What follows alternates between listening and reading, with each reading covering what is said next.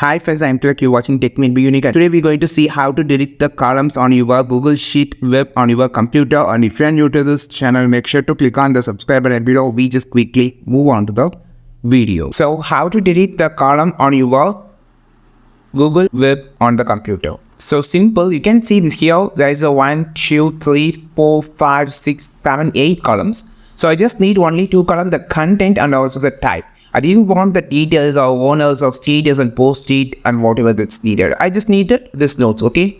So first of all, you just select which column you just need to delete, okay?